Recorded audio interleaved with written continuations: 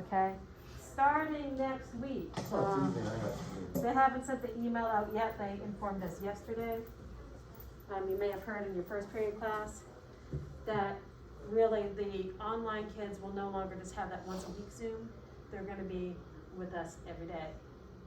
Okay?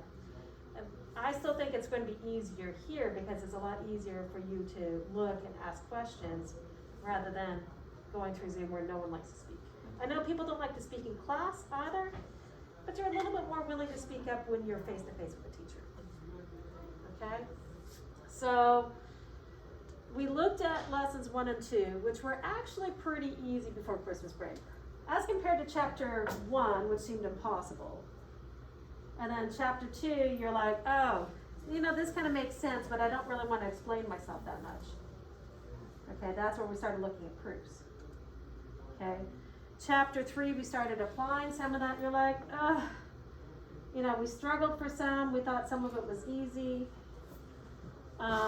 And then we reached chapter 4, and we start looking at these triangles, and we're like, really? Why couldn't they put this stuff first? Right? Do you feel like looking at the triangles and looking at those angles seems a lot easier? You're like, I don't even know what you're talking about. How many like, I don't remember anything about triangles? Okay, that's fine. I mean, right now we have to re-engage our brains, and I understand that. But now I'm going to scare you. Because your first test for this term is going to be next Tuesday. We only have 2 lessons that we need to do, which will be today, and I don't remember whether it's tomorrow or the next day. I have to look through the lesson plans, where we're looking at how to prove that triangles are congruent, and we're on to that mid-chapter test. Okay, so you want to spend some time looking back through things. What I did, honestly, it wasn't until like this morning, you know, print one of these out. I know you have it online, okay? Print this out. It really is useful. Katrina, have you used this? It's a lot easier than trying to like navigate to like this on the screen as you're trying to do something else on the screen. And I said, okay, well, chapter 4 started like this far in. You know, it isn't halfway, but it felt nearly halfway. Okay? And I started labeling, okay, well, these concepts, that was from chapter 4.1. Okay, these theorems, they're part of 4.2. And then I'm looking, I'm like, okay, well, these 2 are 4.2. Well, sorry, this is 4.2. These were 4.3. And then we have the top 2 that are 4.4. All of that's on this next test. Okay? So it's helpful still as much as you can. I know we're trying not to handle paper copies as much as possible. But this is handy for you to have. Okay? We don't like carrying a lot of stuff around, but still having something on paper is easier, especially when you're trying to look at something on a very small screen. Okay, and look at multiple things. So first test is going to be on the 19th. We're going to look back at 4.2 a little bit today before we start looking at 4.3. Now 4.2 just had 2 theorems that we needed to be concerned about. Okay. There's a triangle angle sum theorem. Anyone remember something about the angles of a triangle and what their sum should be? 180. See, it wasn't there. You did some dusting, kind of cleaned it up. You're like, ah, yes, triangles, those angles inside of it should equal 180. Okay, so that was theorem 4.1. Now, there was this other one where if I had a triangle, ooh, this got used for something other than my class, I swear. That was awful.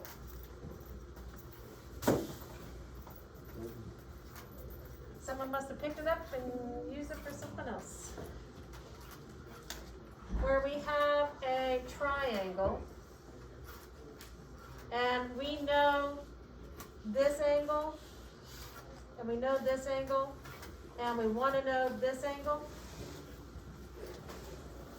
Oh. What do we need to do? How can I figure out this angle out here? It's two fingers.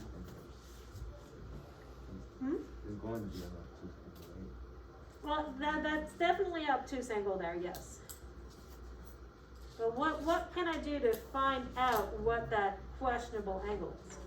You can use V, and you can, since they're linear pairs, they're going to be. You could. That's kind of the longer way to do it. Because I didn't say we necessarily know this. Does that make sense? Like I would need to know this the way that you describe it. There's this very simple way. If I already know this and I know this, The exterior angle. Yeah, the exterior angle. if I add A and B, and that is that question. Okay, that's that exterior angle theorem. So all the angles added to 180. If I take the two that are furthest away from that exterior angle, I add them together, that is the exterior angle. Yes, everything about linear pairs and congruent angles and corresponding and interior, exterior, all of that still applies. But we looked at, as I said, really this triangle angle sum theorem and this exterior angle theorem was what we did right before the break. Now there were a couple corollaries, which are kind of a subset of the theorems, okay, that were also part of 4.2. Okay, these are the triangle angle sum corollaries, saying if I have a right angle, like if I know that this one here for sure is a right angle, these two here have to be have to be complementary. And you have to, you think about it, you're like, okay, logically that makes sense. If the whole thing, this one, adds to 180, and we already have 90 taken up, that means the other two have to add to 90. You're like, oh yeah, okay, that makes sense. And then if we have an obtuse angle in there, if we have a triangle like this, and we already know that this angle is obtuse, we know that there can only be one obtuse. Or if there's a right angle, there can only be one right angle, because if we're already taken up the 90 or more than 90 degrees, I can't add another one because I'm not going to get triangles. Does that make sense? So those are things like, although they are the proof, and we're going to look them up as needed, it's things that should probably make logical sense to you. If you just go, oh yeah, there's no other way that could work. Okay? Before that, when we were looking at triangles, we were looking at the types of triangles where we talked about acute, equiangular, obtuse, equilateral, isosceles, scalene, and that was pretty easy for 4.1 as well. So does your test for next Tuesday seem so scary now? Hopefully not as much. Test scary, yes, I get that. Okay, I don't think that feeling will ever quite change. But there's actually more hidden in your head than you thought, thankfully. Okay? Remember, as always, that if you need help on a lot of these things as you're doing your work, I post these little tutorial videos that help you. Okay? You also can come back and look at class by looking at that YouTube playlist. I try to get that uploaded every day. Okay, so I know it's kind of long and boring watching class over again, but sometimes it's the extra little help that you need. Okay? So let's switch over to our lesson for today.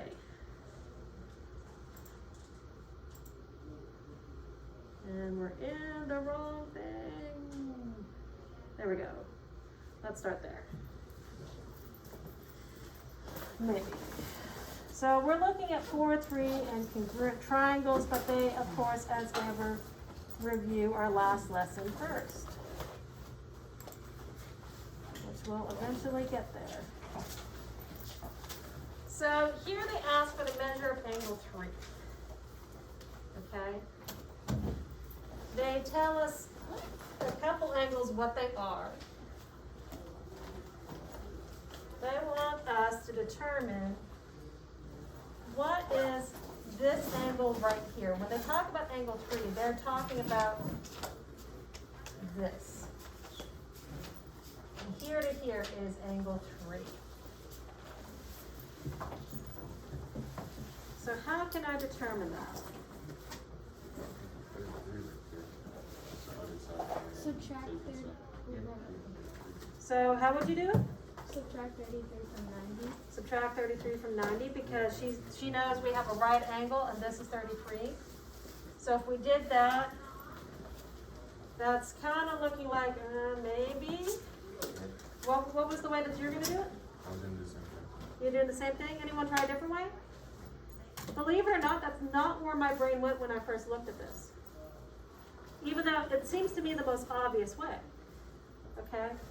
But it wasn't necessarily the only way. Of course, now I'm trying to remember how my brain did it earlier, but maybe that was it.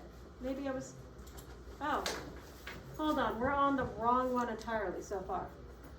I will agree with that, but I'm thinking that we're on question 1, and it's obvious that we're on question 3. So be patient with me as I have to scoot on back. Because that's not the beginning. And I don't know how we ended up all the way there.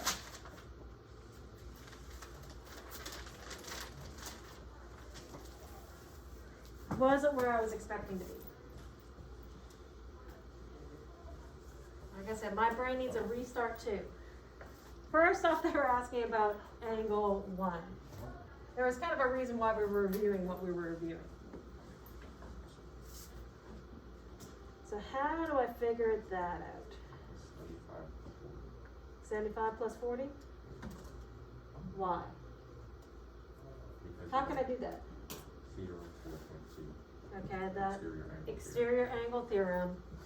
I have 2 angles that are opposite this exterior angle. So he says add those 2 together due to that exterior angle theorem, and you should get 1/15. I completely agree with that. Okay. So next, they ask for angle 2. So we already know that this is 115. Now they want to know what that is.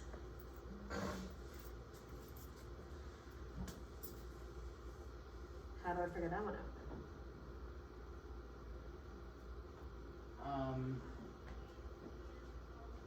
On that side, you would, I think just,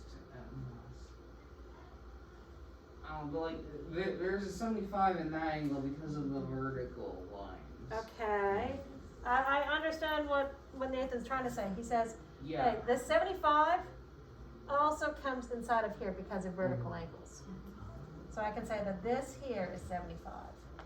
If I know that that is 75, does that help us? Yeah. Yes. Because you can just add 75 and 33 and then subtract that from 1. Yes. That triangle angle sum theorem, where it all has to add up to 180. I could say angle 2 plus 75 plus 33 equals 180. And if I do that, what am I left with? 72. 72.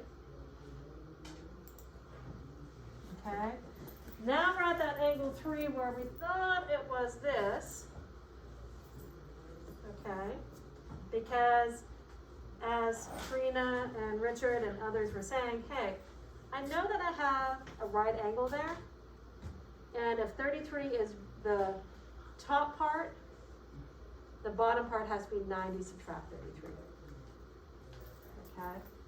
And so we end up with this 57.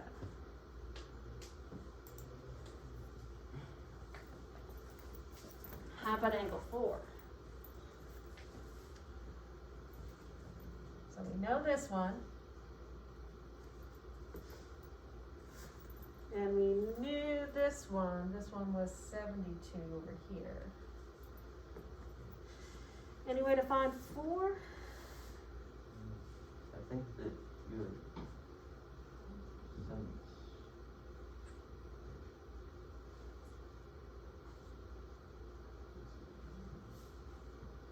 Okay. So, pretty much, the way to find the other angle at the very top of that triangle Yeah. is we subtract 180 from 75. Okay, Because, I like that. So that's There. 105 because we know that we have a linear pair. yeah, linear. These two have to equal to 180. These two are supplementary to each other. So this is 105. We know that angle 3 itself is 57. That allows us to find angle 4 by using the triangle angle sum theorem. But the 3 angles have to add up to 180. So 180 subtract 105 subtract 57. What am I going to be left with?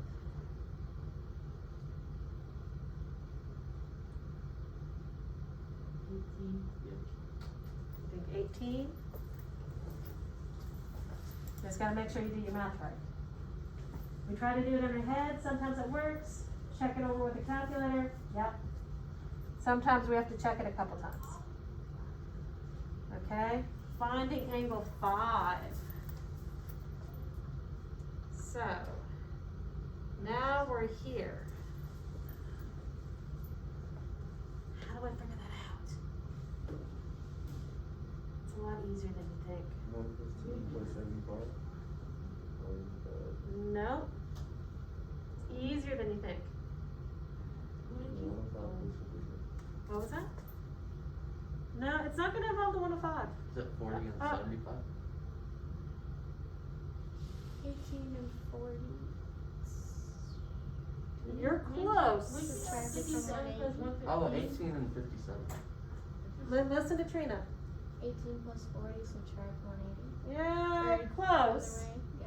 Can anyone fix that for her? She says 18 plus 40 subtract 180. No, it's just 18 and 40. No? 180 subtract 18 and 40. 180 subtract 18 subtract 40. Does that make sense? Do you see where that's coming from? No? These 3 angles put together, Oh. angle 4, the 40, and angle 5, all are supplementary to one another. They together will equal 180 to make that straight line. So in this case, I have to add up all the angles to equal 180. This is like angle 4 plus 40 plus angle 5 equals 180. Not that it's a triangle, but because it's a straight line. Does that make sense? Have I lost people? No? Richard woke up. That's good. We need you, Richard. We do. Okay, and so if you look at that, 180 subtract 40, that's 140. Subtract 18, it's 130. Subtract 8, 122. Or plug it into your calculator. Let's make sure that you can trust what you have. Ooh, can we do this? One angle in a isosceles triangle has a measure of 80. So we have an isosceles triangle, which means that we have 2 of them congruent, right? Does that sound familiar? Yeah. 2 angles are congruent. We know one of the angles for sure is 80. So do you think that's gonna be this one here, or is it gonna be these ones here? It's gonna be the top one. No, it's gonna be really it's going Well, sides. can we go 80, 80, that's 160, No. that's possible. But it's I not think it's the gonna be answer. top. No, it's 40. It's not one of the choices. So 80 is going to be Yeah, it's the the top. non. It's not one of the choices? So it's gonna be the non-congruent. Okay. So I'm hearing this is 80. That means that these two have to be a certain number. We know that those have to be the same. So 180 subtract 80, divided in 2, and we get Simple. 50. Oh. Right? Okay. So we were using congruent angles before. We had to identify and work out how things were congruent. Now we're honestly just going to name and use similar parts. You know, where we have congruent parts of polygons. We're gonna go, oh, okay, this one matches this. This one matches this. Okay. Therefore, That we sounds have too congruent. easy. That sounds too easy. Sounds too easy, huh? And we're gonna prove that triangles are congruent by using the definition of congruence.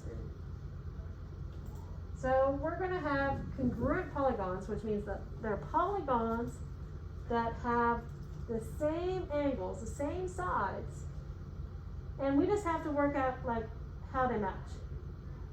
You know, it's kind of like one of those things where you have like the two different pictures, but they're not oriented in the exact same way. And so all you have to do is go, okay, well, which part matches which? Like, how could I rotate that, flip that, so I can see, oh, yeah, this matches here, this matches here. Okay, I'm trying to match those parts. So, like I said, make sure that you keep a copy of this close. I don't expect you to memorize this stuff, but it's better to have a paper copy so that you have that clear reference, okay, at your fingertips. We're still using this stuff in the beginning, but not as much. You know, mostly what we're doing is focusing on, you know, what we're doing here in chapter 4. So, congruent polygons. It says that two different polygons, which are shapes with multiple sides, right? They're congruent if and only if their corresponding parts are congruent. That means that they have to have angles that match and sides that match. Okay? So you'll see here, this AB matches HJ. They're congruent. BC is congruent to KJ. AC is congruent to KH. You can see this because we have the 1 slash, the 2 slashes, and the 3 slashes.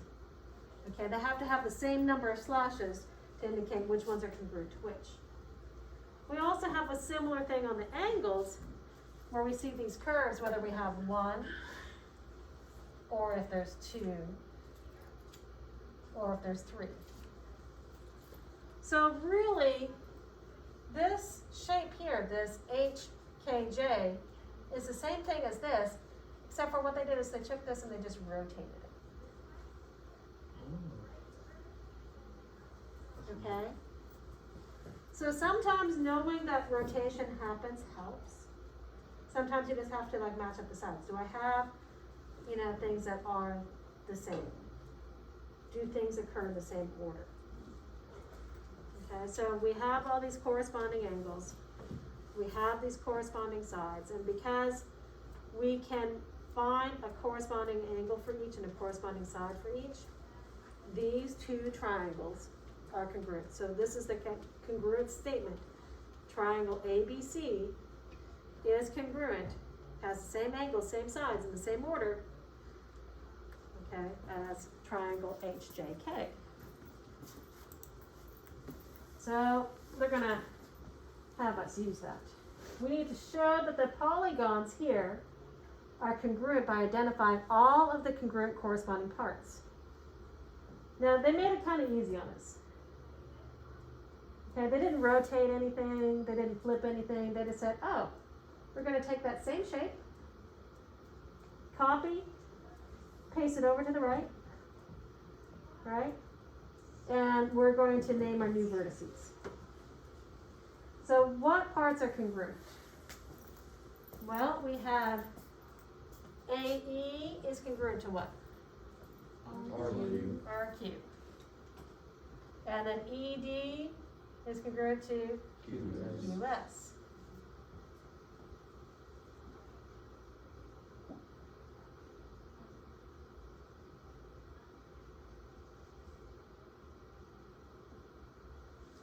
Right?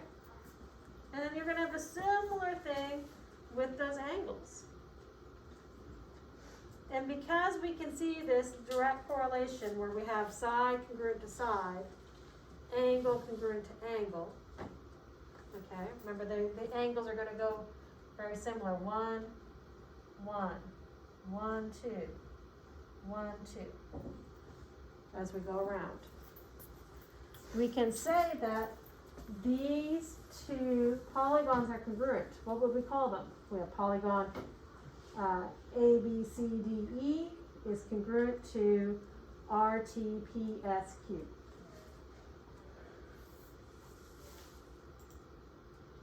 So they say, you know, angles, A is congruent to R, B is congruent to T. No surprises. Sides, AB is congruent to RT. Okay, they started going at it counterclockwise.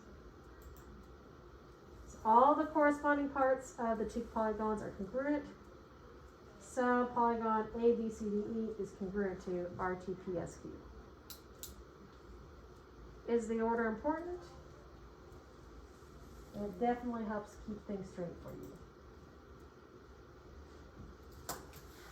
Okay? So let's take a look at this. The support beams on a fence form congruent triangles. It says that ABC is congruent to DEF. Okay, so ABC is this triangle that we see right here. And we have DEF, which is this triangle right here. So these are the two triangles that we're dealing with. Which of these correctly identifies the corresponding angles or sides? So what kind of triangle is that?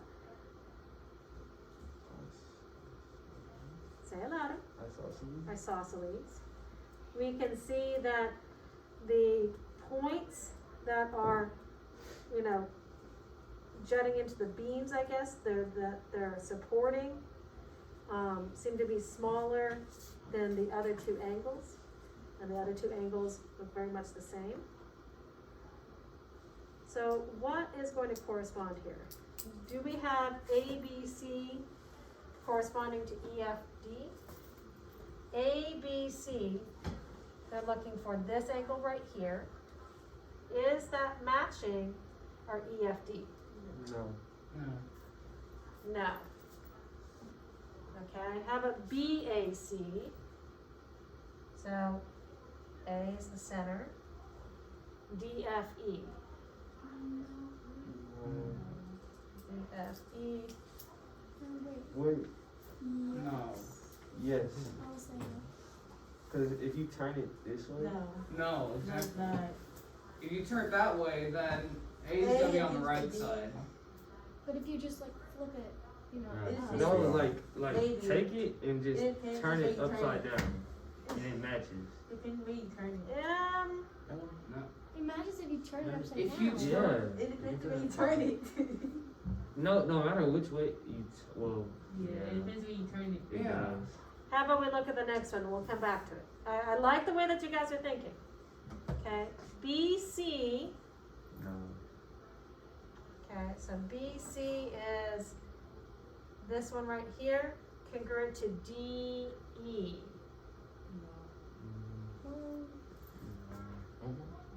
That's the same. That'd be the same. Just flip it Yeah, upside it's the down. same. Okay, so this is questionable.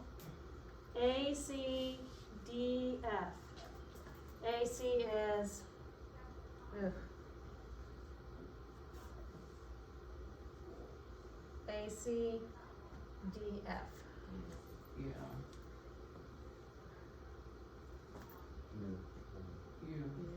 We're most comfortable with that one? We like that one the best?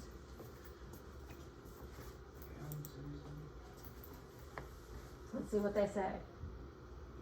Because I just realized that because C with see if you like. So why did we think it could be B or C, but we weren't really sure? Because if you turn it the other way, it's gonna be on the other side. Yeah, you know, in this case, BAC, where we were looking at this angle, and DFE, we were comparing this one to this one. If you were to actually rotate this actually matches with over here. This angle would match here. Does that make sense when you rotate? Now the reason why we were questioning it is because to us, we look at this and we go, it looks like an isosceles triangle that we expect these angles to be the same, but it doesn't necessarily mean that this is corresponding. We're looking for the corresponding angles or sides. We're looking for which ones match the location. Does that make sense? Not just congruent, but looking to match the location. And so this one, although we think that there is congruence, they weren't matching in location. And the same thing for this, B, C, D, E, they weren't matching in location. This angle BC coming from here to here on this first triangle didn't match DE on this because once again, once I flip this or rotate it, it would be the opposite side. So although we're seeing patterns of congruence because of the type of triangle that it is, you're trying to identify the part that is matching in location. Does that help? Hopefully. Okay, let's look at this next one.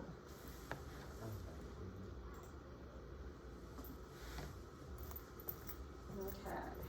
It says in this diagram, we have a triangle ITP and a triangle NGO. And we know that these two triangles are congruent. Okay, so if these are congruent, they want us to find the values of x and y. So what do we need to do first? If we know that these are congruent, how does that help us find x and y? We have to find those corresponding parts, right? We have to find out like, okay, if I know this stuff, how does that relate? I have to find the matching parts, okay? So, where do I begin? Well, we have this much smaller point, much smaller angle we would have to match up here. The smallest here seems to be this. That's a possibility.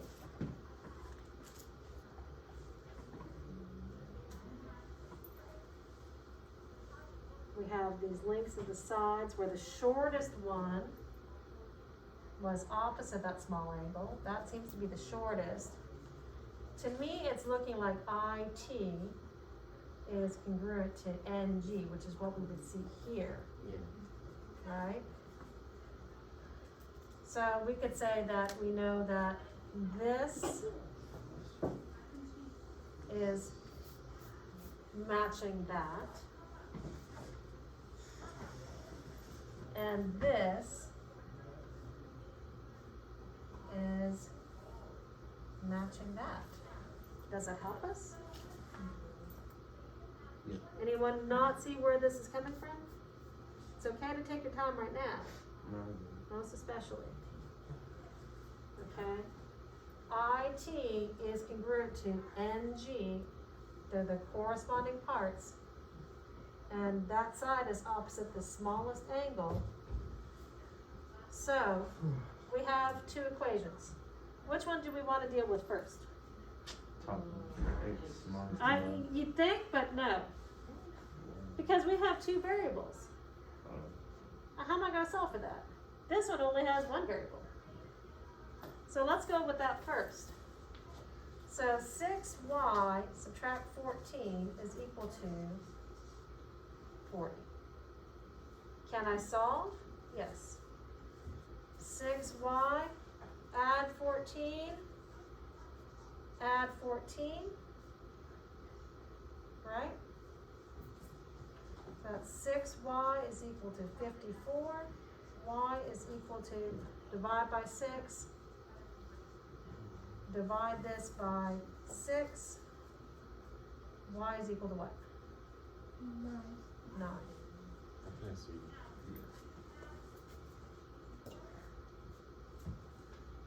Basic algebra at that point. So now we can use that information to figure out x.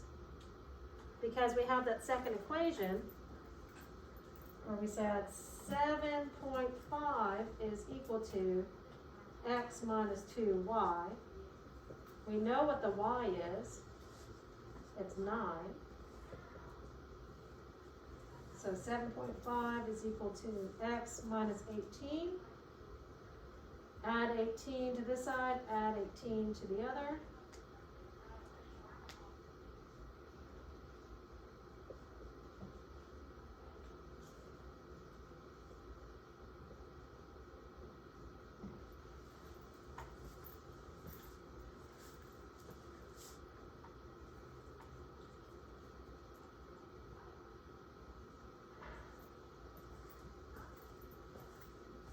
Are we ready to see what they say? Hopefully it matches, right? It doesn't always. Sometimes we make mistakes, sometimes they make mistakes. Okay, so they told us that angle O and angle P were, what is CPCTC? Corresponding parts. I don't know, I'll have to look it up. Corresponding part and then congruent triangles. I don't know what the last C is for. I'm not sure either. I'm gonna have to look that up. I haven't run across that before, and I didn't see that earlier. CPT. Ah.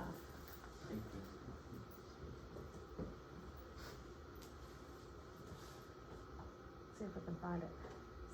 CPCTC.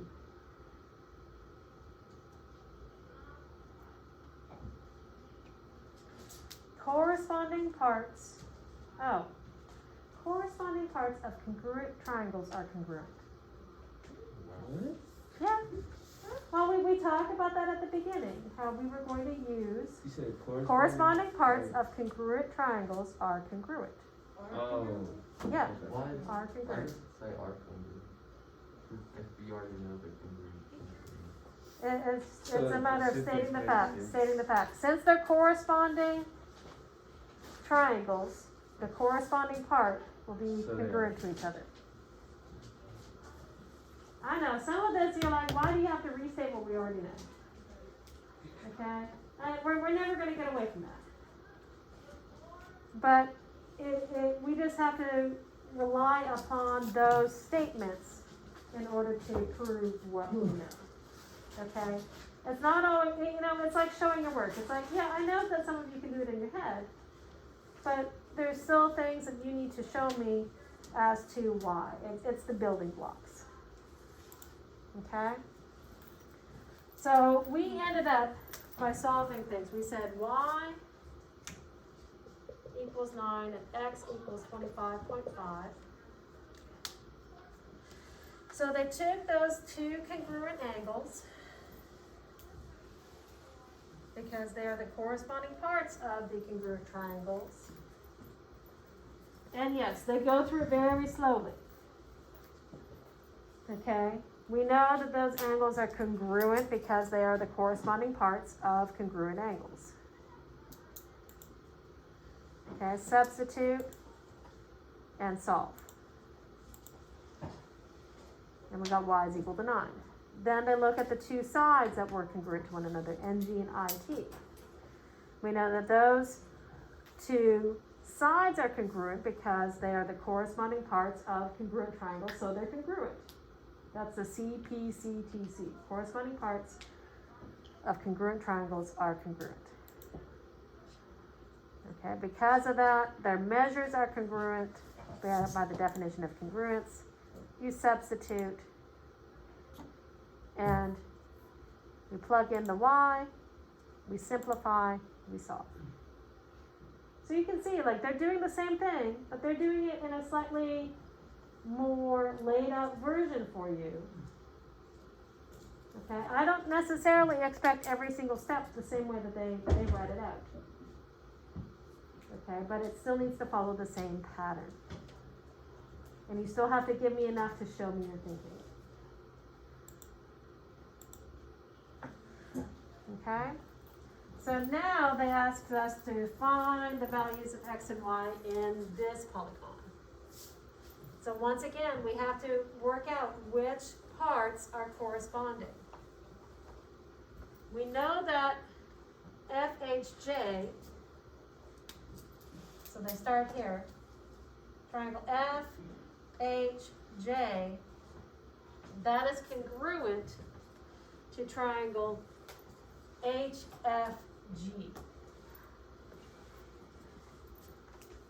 Okay, so if that's the case, what is corresponding? FH is going to correspond with HF. That kind of makes sense. Okay, this side, which is in both of them, is congruent to each other. Imagine that. Okay, so what order went in? HJ is congruent to FG. Okay, and then finally, our final side is congruent to X. Okay, so how does that help us? Does that give us enough information to determine the y?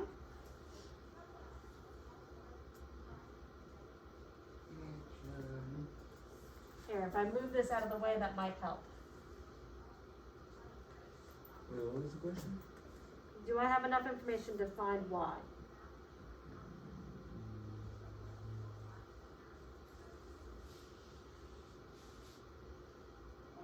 Yeah. Yeah? How would you do it, Nathan? Oh, Well, yeah. I mean, with the answer choices, you could just like plug in all those numbers and see if like 2y minus 3 equals 2.5. But like, Yeah, I could. Or I could simply go 2y minus 3 equals 2.5 and then solve for y. yeah, that's what I was gonna say. Okay.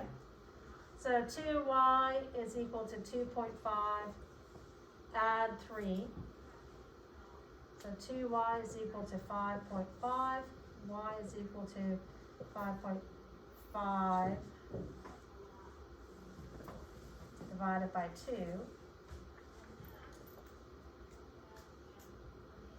which is equal to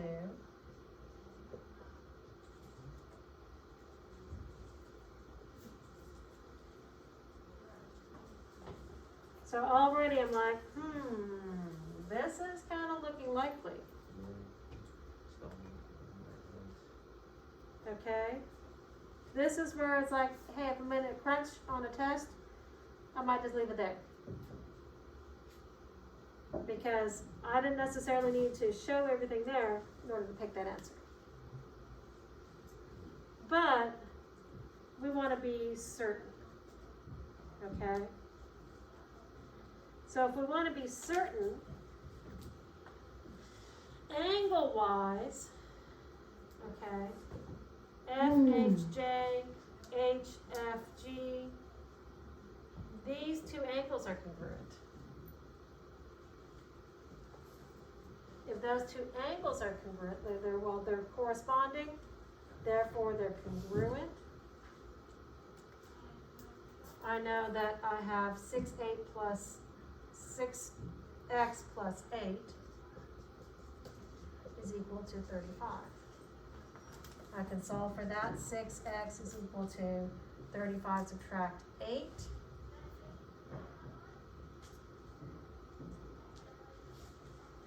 Just making sure we have the right thing here. Subtract. Not a nice number.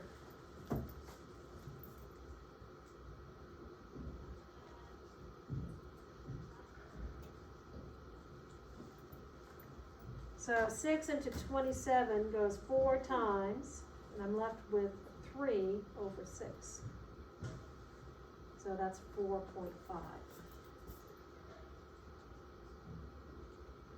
Does that match what we were expecting? Yeah, it does. Now, as soon as I start seeing something like this, I'm going, that doesn't go in evenly. I start questioning myself.